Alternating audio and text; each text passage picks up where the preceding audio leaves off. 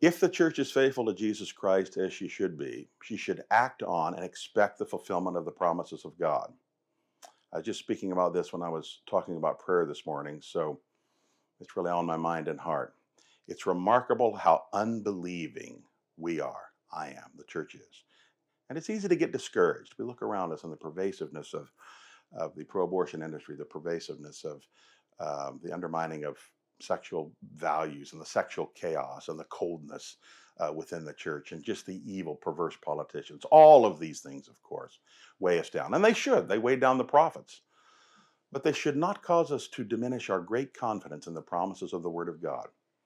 God promises that though come hell or high water, it doesn't matter how much the church is attacked, if it would feel as though the church were nothing but a beleaguered minority, that because of the power of the Spirit of God, because of the dynamic of the gospel, because of the faithfulness of God's covenant people, one day the entire earth will be covered with the knowledge of the Lord as the waters cover the sea. And know this, a church that is on its knees before God, a church that believes the promises of God, a church that acts out its calling to press the faith in all areas of life can expect over time gospel success.